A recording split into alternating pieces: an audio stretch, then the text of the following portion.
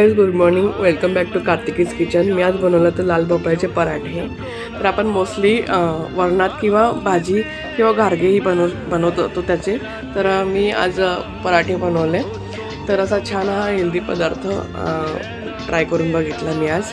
तर मी अगोदर कुकरमध्ये छान असं त्याला शिजवून घेतलं साल काढून, आणि मग कढईमध्ये त्याला छान स्मॅश करून 4 ते 5 चमचे गूळ घातलेला इथे मी, वेलची पूड घातलेली, आणि एक जायफळ किसून घातलेलं, आणि मग त्याला मंद आचेवर छान असं शिजू दिलं। छान असं परतून घेतलं आणि शिजू दिलं। थोडं थंडगार करून त्याच्यामध्ये मी मावेल तेवढं गव्हाचं पीठ आणि मिल्क पावडर इथे घातलेली। तर एक मिल्क पावडरने वेगळीच त्याला टेस्ट येते।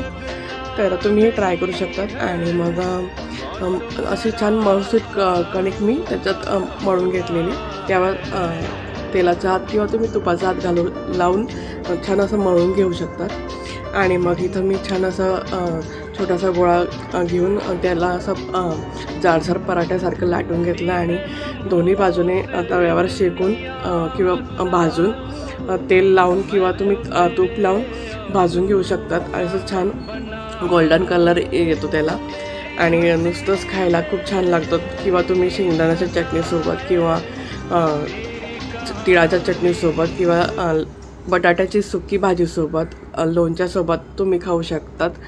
तर मला हा पराठा नुसताच खूप आवडला। तर एक घरात एक पुरणपोळीसारखा सुगंध वास दरवळत होता, की घरातले सांगत होते की पुरणपोळी बनवली का? म्हटलं नाही, एक पदार्थ ट्राय करून बघितला आहे, पराठा।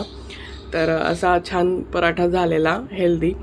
तर तुम्ही मुलांना टिफिनमध्ये किंवा नवऱ्याला टिफिनमध्ये किंवा लंचमध्ये, डिनरला तुम्हाला जसं आवडत असेल तसं खाऊ शकतात। किंवा मग याच्यामध्ये पोटॅशियम आणि विजनसाठी खूप चांगलं आहे। याच्यामध्ये खूप फायदे आहेत याचे, आणि व्हायटमिन्स आहे, सगळं काही अँटीऑक्सिडंट आहे, बऱ्याच गोष्टी अशा युजफुल आहेत। तर तुम्ही हा पदार्थ नक्की करून बघा, हा पराठा नक्की करून बघा, आणि कसं वाटलं मला नक्की कमेंट्स करा।